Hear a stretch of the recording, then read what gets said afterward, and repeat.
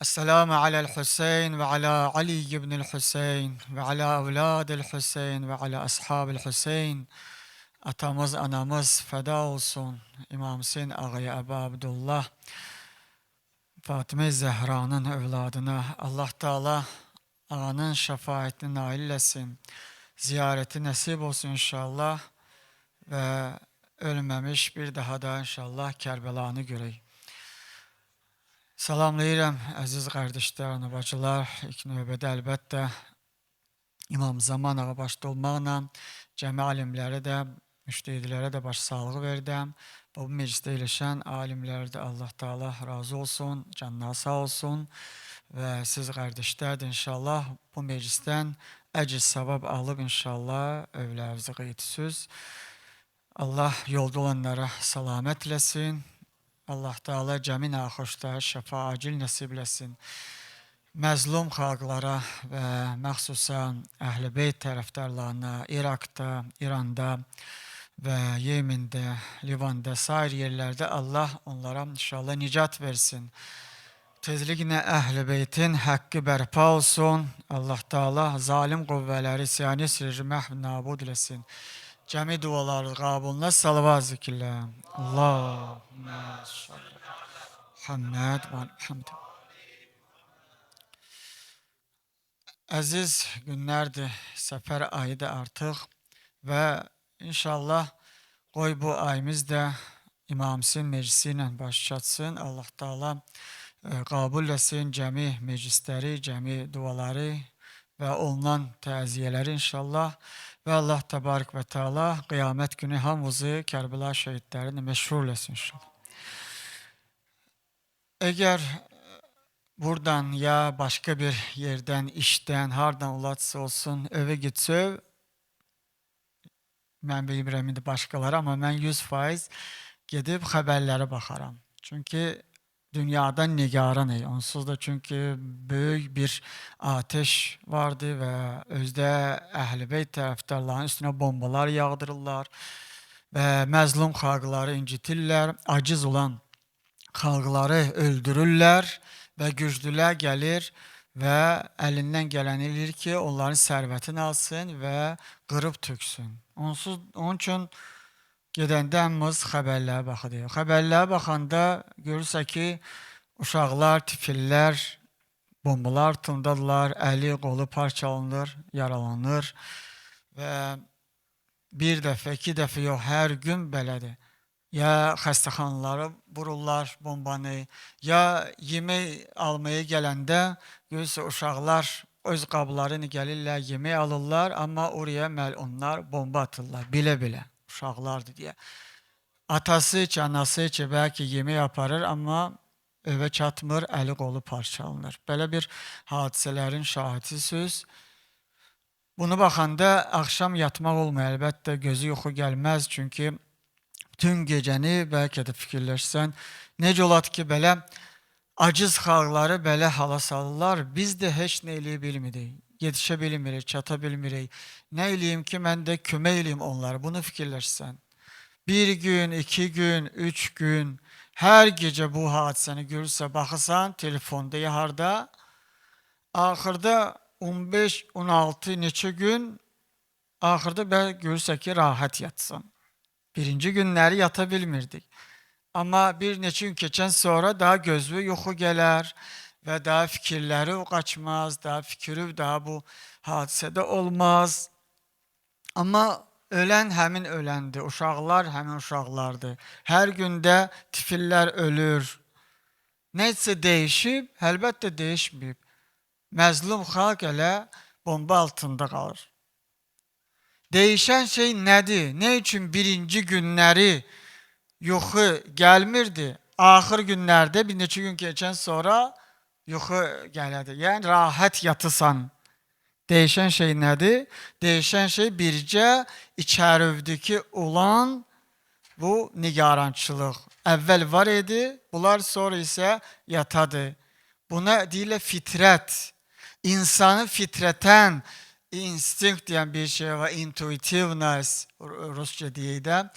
Belə bir şey var ki, Allah qoyutdu, məzlumları dərdinə qalmaq, və ədalət axtarmaq. Yəni zülm olan yeri nifrətləmək, hardasa zülm varsa, hardasa ədalət var, yaxşılıq vardır, onu beğənmək, bunu insan Allah qoyub səndə. Yaxşını beğənmək, yamanı nifrətləmək. Və bu yavaş-yavaş yoxlayadır, yavaş-yavaş yatadır. Bu fitrət deyilir buna.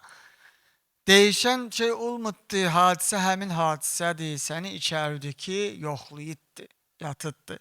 Onun üçün görürsən, məlun Həccac Səqəfi var idi, məlun xəlifə tərəfindən Kufədə vali idi. Görürsən, belə bir məlunlar adam öldürməsə, Əhl-i Beyt tərəfdarın öldürməsə, ya Peyğəmbər nəvələrindən gətirib qabağında öldürməsələr, başını kəsməsələr, onun qanı tökülməsə, iştaha gəlmirdi bu. Kürək yəndə hətta dedi ki, gətirin bir dənə Ələvilərdən, Əlini övladlarından kəsin, başın, o qan, ondan qan çıxa-çıxa, çarpalay-çarpalay dursa qabağımda, mən iştaha gəlim. Bəli bir vəziyyəti çatırdı, belə bir hadisələri eşitəndə, görürsən ki, bu necə olan şey, dəhşətə gəlsən. Bundan da əlavə görürsən, bəzən tarixdə eşitəndə bəzi şeyləri adam dəhşətə gəlir ki, Əli əleyhissalam ki, lənət deməyə vacib buyurmuşdular. Minbərdə, tribunada, cümə xutbəsində Əli, Fatimə əleyhissalam, Həsən, Hüseyn əleyhissalam bəlkə hamısını qoşurlar, deyirlər lənət olsun, əuzubillah. Bunlara lənət olmasa, cümə namazlarını qılmırdılar. Cümə namazın birisi lənəti demədi, qıldı namazı, yaxınlaşırlar, deyirlər ki, vay neynədin, namazı pozdun sən, namazın qaydələrini pozmuşsun, sünnəti tapdalamışsın, nə sünnət tapdalamış? Yəni lənət deməmişsin Əliyə. O dərəcəyə cəmaət çatmışdı ki, sünnət bilirdilər. Kimdən qalan sünnətdir? Peyğəmbərdən bəyəm qaldı. Cümə namazında xutbədə lənət deyilsən Əhl-i Beytə. Bu vəziyyəti gətirib cəmaəti çıxartırdılar. Necə öldürürdülər olan fitrətin, zülmü beğənməmək, ədaləti beğənmək bunlarda yoxdur, itiddir. İtmiddi, o sadəcə olaraq gizləniddi. Və bu cürmə yavaş-yavaş gəlib çıxartırlar o vəziyyətə ki, insan günahı da günah deməyədi. Nəhy-i əz-münkər eləməyədi. Nəhy-i əz-münkər nəinki eləməyədi, üzündə də heç gülməyədi o şey ki, bu haramdan çəkindirsin üzün və nəinki başqasında çəkindirsin. Nəhy-i əz-münkərləsin. Onun üçün Peyğəmbərimiz buyurad ki, zamanı gələcəkdi, əmr-i məruf və nəhy-i əz-münkər eləməyəcəklər. Vacibata dəvət və haramdan çəkindirmək olmayacaqdı. Onda əshabilər ki, belə bir zamanı ola bilərmi ya Resulallah? Deyir ki, bəli olar və ondan da yamanı olar. Necə? Nəhy-i əz-münkər və əmr-i mərufu dəyişirlər yerlərin. Yaman şey yaxşı deyəcəklər, yaxşı yaman deyəcəklər. Harama halal deyəcəklər. Halala haram deyəcəklər. Təəccübləndilər, deyilər ki, necə olan şeydir bu? Dedi ki, ondan da yamanı olacaqdı. Necə? Haramı halal biləcəklər və daha xəbərlər olmayacaqdı ki, bu haramdır. Misal üçün, bir var ki, bilə-bilə bu haramdır, halal deyilsən və ürəyində namusu biraz səs verət ki, yox, bu haram deyil, necə halal deyilsən. Demə, nə övladı var, nə yavrudur ki, ilə zərər yoxdur deyilsən də, məsəl üçün, deyirdə biri. Amma ürəyində başa düşür ki, əgər Quranda ya hədisdə Peyğəmbər imam buyurubsa olmaz, bu şey yaman şeydir. Gən də deyilsə ki, eybi yox elə, yəni haramı halal lədündə, amma içərdə namus səsi də var biraz. Amma başqa bir vaxt gəlib çatat ki, heç bu səs yoxdur da artıq. Necə oldu? Sən həmin haramı halal bilirsən, hər bilirsə ki, bu şey halaldır. Yoxlayıbdır içəridir ki. Necə ki, Şam əhli necə oldu? Əsirləri gətirəndə, gülürdülər üstərinə, əsirləri gətirəndə ələ salırdılar, şəmadət verirdilər. Bunlar hələ bilirlər ki, bu yaxşı şeydir. Bunu eləmək lazımdır. Bu haramı eləmək lazımdır. Heç bilmirlər ki, namusdadır, pərçimdir ki, bu şey yaramaz. Peyğəmbərin ailəsi, nəsli də heç olmasa buna görə olmaz. Onun üçün ziyarətdə oxuydu. O gün sənin düşmanı güldü ya Hüseyin. Hansı gül düşman güldü? Aşura günündə. Aşura günündə Həmzənin cigərin yiyənləri, nəvələri güldülər. Şadlıq elədilər. Onlara heç namus da yox idi onlarda. Ölmüşdü namusları. Haramı halal bilmişdilər. Halalı da haram bilmişdilər. Əksinə olmuşdu məsələlər. Onun üçün İmam Hüseyin ağanın başın Yezid Məli onu gətirəndə meclisə, orada bir dənə nəsrani var idi, xaçpərəstin oğullarından. O deyir ki, siz neynəmsiniz, kimi öldürmüşsünüz? Peyğəmbərin nəvəsini. Başını vurub, nəsrani deyir ki, siz nə qarmışsınız? Peyğəmbərin nəvəsini öldürmək olarmı? Peyğəmbərin nəvəsinin başını kəsərlər, bu cür incitərlərmi, ələ salırlarmı?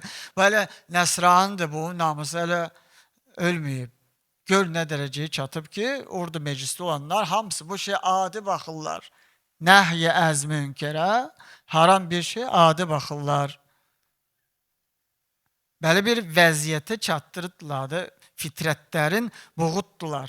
O içəridəki Allah qoyuddu, hər bir kəsdə yamana yaman demək, zülmə yaman demək, ədalətə yaxşı demək, ölüb bunlarda. Bəzən görürsən ki, bizdə indi məşhur olan bəzi şeylər, əgər cavan ailədirsə, bunlara övlad Allah payı verir, amma bu övladı istəmirlərsə, dünyaya gətirməyə, neynirlər? Sizdən iraq, gedirlər həkimlə işi həll edirlər. Övlad da dünyaya gəlməsin deyə. Həkim də neynir? Həmin o uşağı ana bətnində qalaraq doğrayır tikə-tikə. Doğrayır, sonradan təmizləyir. Doğrayan sonra gətirir əlin, qolun, başın və deyir ki, ayaqları, əgər hamısı bayırdıdsa, ayaq, əl, kəsik, deməli tam qutardım işimi. Ayağı əgər çatmasa, gələ yox, əməliyyat qutarmıddı. Bu deyir, adam öldürməkdir də. Bu həkim də mecburladı, eləyədi və oraya gidənlər də belə bir zülmə qol çəkərlər. Biri gəlib alimə deyət ki, qadın xeylağı, həkim deyib ki, uşağı şikəst olacaqdı. Mən neyniyim, mən bunu dünyaya gətirməyim də, hələ bətnimdə qalmış ki, bunu məhviliyim, yoxlayayım, şikəst olacaqdı axı.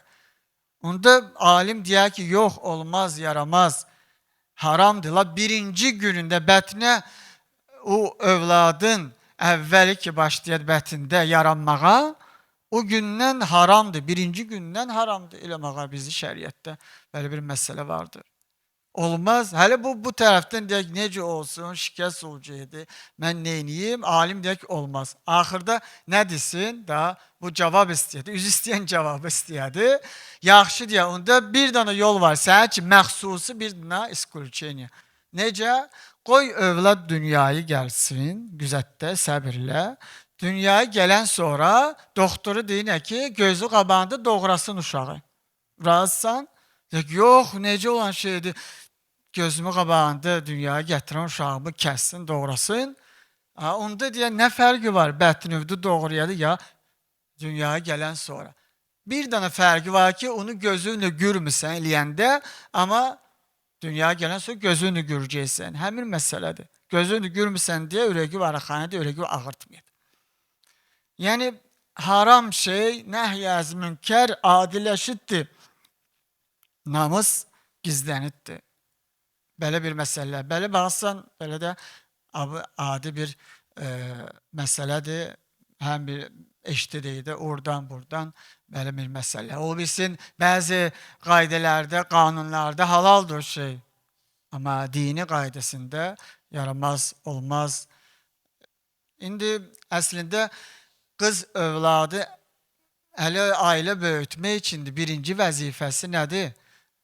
aile qursun və övlad böyütsün. Övlad böyütsün, cəmiyyətə övlad versin. Allah, Peyğəmbər, imamdır, razı qalsın övladdan. Yaşı dolanda da ata-ana, o övlad dua eləsin ata-anası üçün, ata-anasına kömək eləsin. Əxlaqlı uşaqlardan olsun, gələcəyimiz tərbiyəli uşaqlarla olsun. Birinci vəzifə elə övlad böyütməkdir, ailə qurmaqdır qadın xeylaqlarda. İkinci dərəcədə iş qurmaq, işe gitmək. Hər, ola bilər yoldaşının çətin vaxtı oladı. Arvadda da bir dənə diplom olsa yaman deyil. Amma böyük diplomlarda olmasa, heç olsa balcasında olsun da, balca diplomla da işləyə bilər. Arvad, əgər lazımdırsa, qoy, bir yoxda indi pul gətirmək lazımdırsa, ailəyi gətirsin. Amma bu cür yox, gələcək ailəsini qurban verib, heç ailə qurmayaraq kariyeri qursun. Bu yol biraz ağırdır. Onun üçün hökumət də başlayadı indi qayğısına qalmağa, iş verədi, uşağına baxmağa, misal üçün bağçada ya məktəbdə baxsınlar deyə, bir adam tutsunlar deyə, hər yaxşıdır, qayğıya qalırlar hökumət tərəfdən, qoy uşaqlarına baxsın deyə, amma uşaq anadan, atadan ayrı böyümək də çox yaxşıdır. Ata-ananın tərbiyəsi də olsa gerək. Övdə də böyüsün, biraz övdə çox olsun, uşaq ata-anadan tərbiyə görsün, bir müəllim aparsınlar, dərs aparsınlar, İslam dərslərini ürgətsinlər, bir uşağa baxsınlar da, layiqincə baxsınlar uşağa. Və bu cümlə gələcəyimizi daha da gözəl surətdə bu övladlarla inşallah qursunlar. Belə bir məsələlər, belə baxsa adiləşirdir, amma vacibi məsələlər bizim cəmiyyət üçün və bunu üstündə fikirləşmək lazımdır. Deməli, necə əslində, misal üçün, ayırarlar insanı nəhy əz münkərdən, yəni haramı qabağını almaqdan. Haramı insanda nifrət var, qəlbinizdə, hər birinizdə haramı nifrət var. Misal üçün, qarşınızı gətirib haram yeməyi qoysalar, nifrətləyəsiniz. Sizdən meçiddən yeraq, misal üçün, haram içkidir, nədir, qoysalar, nifrətləyəcəksən. Ya haram yemək qoysalar, nifrətləyəcəklər. Haram iş, misal üçün, təqdimləsilər, göstərsilər ki, bu işi ilə nifrətləyəcəksən. Səndə bir çirkinlik yarancaqdır, öyle güldə. Və düşmanlar, kimlər ki istəyirlər səni bu harama vadar eləsinlər, cəlb eləsinlər, o çirkinliği istəyirlər öldürsünlər səndən. Necə öldürürlər? Onunla ki, sən bu işe tekrar kürkəsində, həmin işi sən tekrar göstərərlər. Ya telefon vasitəsilə, ya televizorla, hansısa yolla göstərirlər, adiləşdirmək istəyirlər ki, çox göstərsələr o haram şeyi, səndə o nifrət iticəkdir. Yavaş-yavaş itər. Bu bir. İkincisi də ki, nifrət, o çirkinlik, o haram işə haçaq itədir, ifşa eləyəndə haram şeyləri, ayıblı şeyləri, belə kifir şeyləri ifşa eləyən, yəni açıq, aydın kürkəzəndə, aydınlaşdıranda, yavaş-yavaş, daha gizli qalmıyor. Bir var, çirkin işdir, ayıblı işdir. Biri bilədir, ikisi bilədir, utanırlar, ayıblı şeydən demək istəmirlər. Amma düşman ayrı yollarla həmin ayıblı şeyləri açıq-aşkar göstərədi və bildirədi. Yavaş-yavaş yayad cəmaət arasında ki, qoy adiləşsin, qoy cəmaət vərdiş olsun bu şeylərə. Çirkinli itəd onda. Onun üçün Peyğəmbərimiz də buyuradı Əleyhisselama ki, ya Əli, əgər mümin qardeşin ayıbın bilsöv, nə xərcəysən? İndi misal üçün də belə diyalog aparadı İmam Əli üçün. Nə qarəsin, neyini yəsin? Əgər bəzilə olsa, şəklini çəkən neyini ayıb şey gördü, bəlkə də kiməsə göstərər, kiməsə yayar, bildirər. Bunu istəyədi Peyğəmbər, yox. Ya Əli, əgər mümin qardeş və ayıb işin, yəni utanılmalı işin görsöv, neyini yersən, üstün örtərsən. İkinci dəfə də buyurur, əgər ikinci dəfə görsöv, başqa bir ayıb əməlin neyini yersən, gənə də üstün örtərsən. Üçüncü dəfə görsöv, gənə də üstün örtərsən. Yəni Peyğəmbərimiz demək istəyir ki, mümin qardeşdən nə görmüsövsə, çoxları da bilməyədi, üstün ört. Hə bil, heç gülməmsöv, eşitməmsöv, bilmisən. Bilməyən kimi, gülməyən kimi belə bir halda olsa gerek. Yox, hələ olmasın ki, biraz da paxıllıq da olsa ürəyimdə, məsəl üçün də ürəyimdə və gördüm bir dənə bir ayıblı şeyi, bir yəni nalayıq bir şey dostumdan ya mümin qarşımdan və başlayıram kimisə bizdə yaxınımı danışmağa. O danışsa o birisine, o birisine danışsa və yavaş yavaş başlasınlar dalsıyla danışmağa. Allah istəməyədi kiminsə abrın açmağa. Allah həmişə ayıbları örtədir. Sən mümin adamsın, sən kimsən? Sən o kəssən ki, Allahın xasiyyətlərin üzvdə dirçəltmək istəyirsən.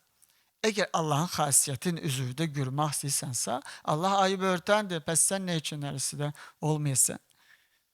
Onun üçün biz əksinə lidik. Mümin qardaşlar həmişə bir naqis bir şey görsə, əksinə liyadı. Amma düşman nə ediyordu? Açıb qoyadı ki, qoy o həmin nifrət, o yaman şey itsin. Çünkü sen çok bu şeyden darsa, bu şey nifrət olunan şeydir. Yine mümin qardaşdan yine bu əməl çıxıb dansıdsa. Ama bu əməl ki öz özlüğündə nifrət olunandır. Yani acığı, yani insan xoşa gəlməz bir şeydir axı. Onsuz da. Onun için bu şeye gerek çok yayımız, qabağın alsa gerek. Dostu da belə belki utanadı indi ve bu şeyler yayınmək olmaz. Ve başka bir yol da vardı, o da neceliyadı? Düşman, hoşu gelmeyen bir şeyi cürbəcür sözlərlə hak kazandıradı. Düzdür, bu şeyin sənin nifrəti var, bu haram yemağıdır, ya bu haram bir şey, nifrəti var, hoşuma gelmeyədi. Ama başka cür deyədi. Məsələn, birden de biri haram şey içirtmək istəyədi, haram içkiden. Deyədi, iç dərman kimidir. Ya bir nədir, şəfa verəcəkdir, nə verəcəkdir, sağalacaqsan, hansı azarı var, neyi var. Biraz içsöv zərər yoxdur. Neyniyadı? Ayrı bir atta verədi. Haramı değişədi. Ayrı bir süzdən, cübücüz, güzel bəzəklərlə, neylərlə bəzətib ilətdirədi sənə. Bəzətən sonra daha bu xoşu gəlməz olmaz ki. Güzel deyildi, güzel çatdırdı da sənə.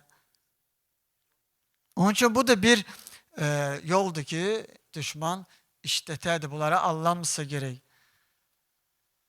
Uşaqdır indi bizdə 9 yaşdan oruç tutmalıdır. Qız xeylağı misal üçün dedim, məsəl üçün. Oğlan da ki 14 yaş bir neçə aydan o da oruç tutmayı vacibdir. Hətta buluğa çatanda.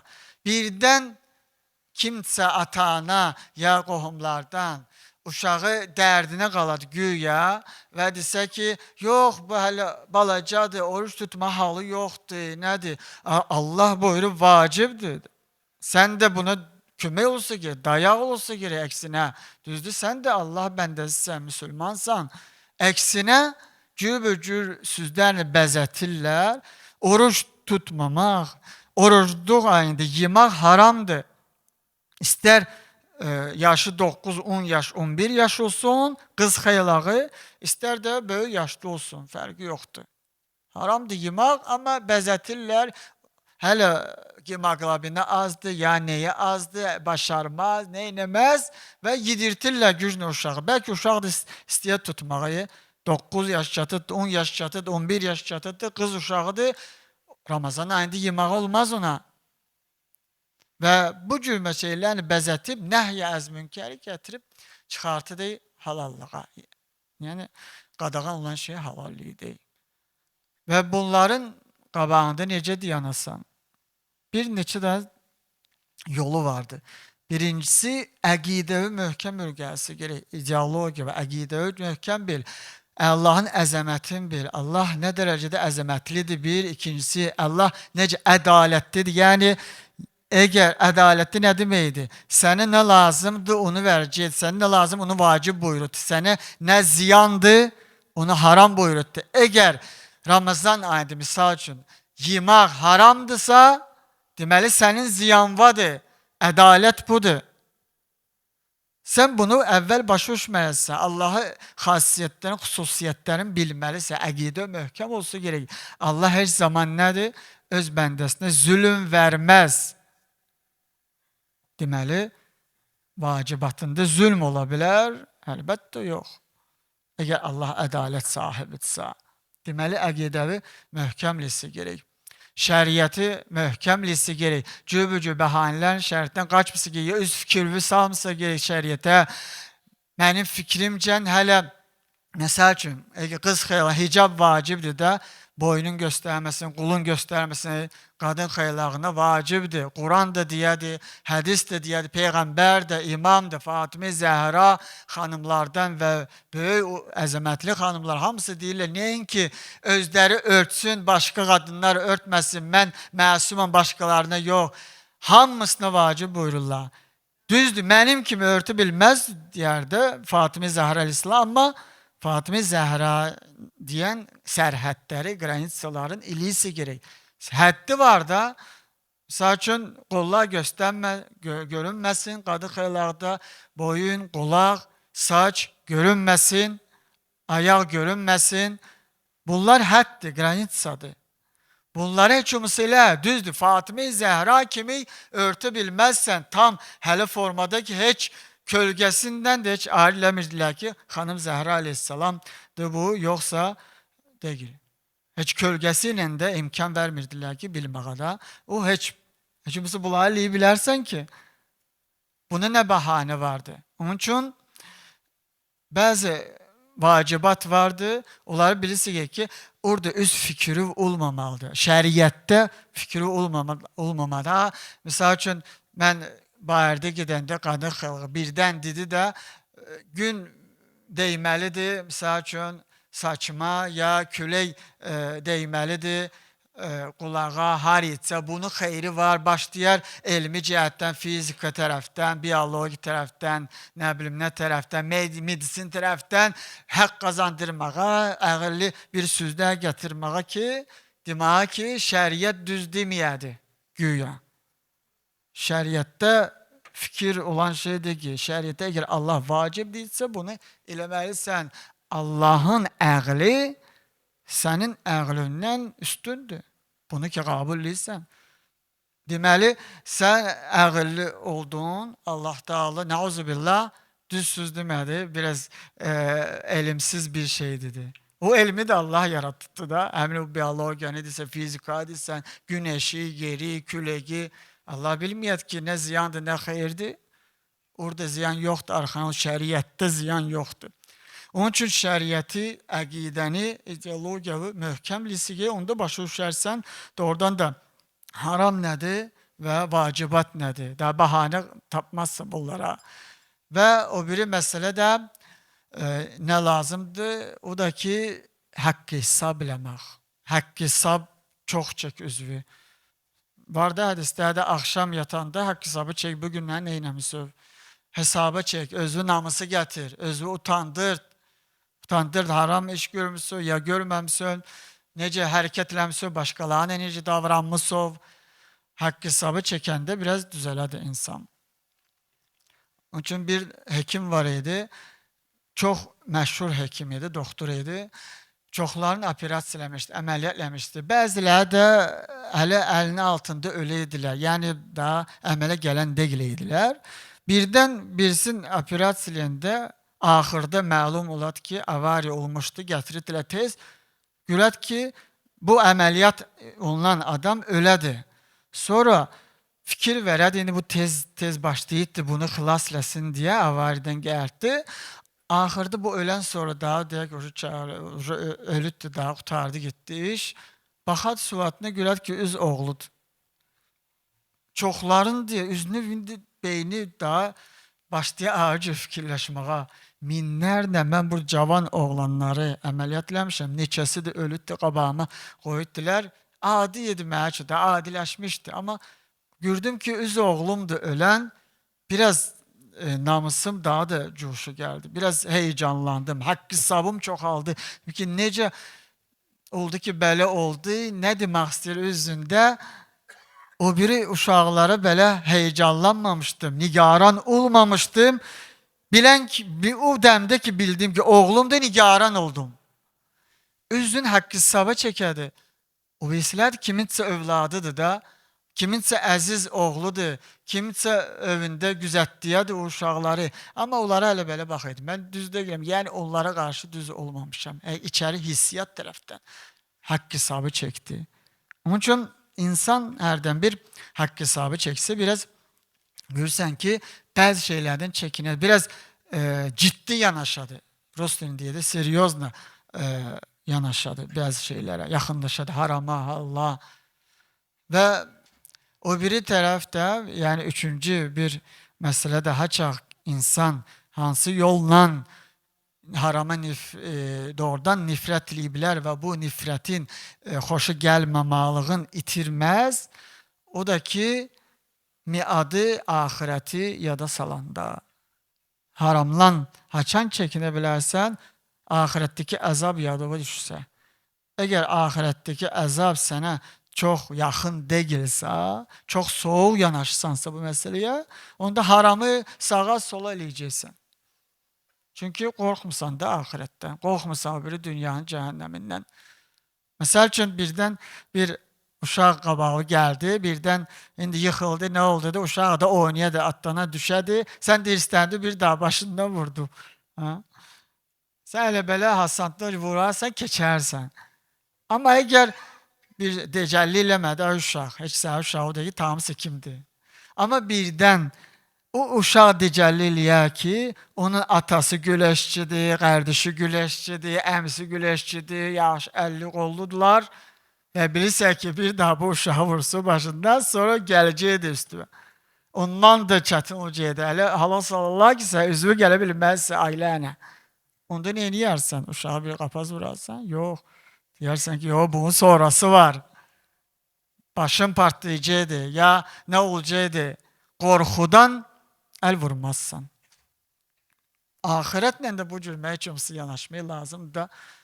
Haramı hələ hasanlıqla yaxınlaşmağa, eybi yox, şəriət haram buyurət, zərər yoxdur, bu vacibat buyurət, eləməsəm də olar, nəhyəz münkər, zapretni olsun, dazvolini, zapretni mənim zeynimdə, fikrimdə, qəlbimdə və bu şeylər yaddan çıxsın, miad yaddan çıxsın və Allahın ədaləti yaddan çıxsın və haqqı hesab eləmək üzvü hər gecə yaddan çıxsın. Onda əlbəttə bu şeylər baş verəcəkdir. Allah Teala bizim İmam Hüseyin ağanın yolunu sabit qədəmləsin. İmam Hüseyin ağanı bizim üçün şəfaətçiləsin və necə ki İmam Hüseyin ağa bu dini, bu şəriəti bərpa eləmək üçün şəhid olubdur, övladlarından keçib və arvad uşaqlarını əsir eləyiblər, ta ki bu şəriət qalsın, ta ki sən çox ciddi surətdə bu şəriəti yaxınlaşsan, yanaşasan, əməl eləyəsən. Hətta çıxanda Kərbəla yoluna ağayı buyurdular ki, ərz elədilər ki, ağacan, ya ibn Rasulullah, bəs arvad uşaqları nə ki aparsan? Bilirik şəhadət yol, bəs bunlar tifillər axı, bunlar əziyyət çəkəcəklər, əsir düşəcəklər. Onda ağamız nə buyurdu? Allah istəyib onları əsir görməyə. O uşaqları əli qolu bağlı zəncirli Şam'a getməyə. Bu dərəcəyə Allah istəyib nə üçün? Ümmət oyansın deyə, ümmət də o şəriətdə olan bidətləri ya dəyişiklikləri əməlləməsin, öz fikrinə getməsin, şəriətə əməlləsinlər. Tifillər Kərbəlada bəziləri itdi, bəziləri yandı, bəziləri yara aldı. Hələsi bir cür oldu, amma hamısı dinə qurbandı. Onun hamısına da İmam Hüseyin ağa razı idi. Heç birimiz də bəlkə dözmərik o məsələyə, amma İmam Hüseyin ağanın qarşısında bunlar hamısı dayanmışdı. Sən onu da bil ki, məsum imamlar gələcəyi bu hadisəni hələ bir ki, gözünü qabağında görən kimi görürlər. Beynində belə təsəvvürləməklə deyil, gözünü qabağında görür, necə uşaqları öldürəcəklər, necə əsir eləyəcəklər, zəncir bağlayacaqlar, qırmac vuracaqlar. Onun üçün İmam Hüseyin ağa çox bir şeylərdən keçdi, çox bir cihaddan keçdi ki, ağır cihadlardan keçdi, ta ki ümmət din yolunda qalsın, sabit qədəm olsun. Allah Teala inşallah qiyamət günü imamla məşğul eləsin.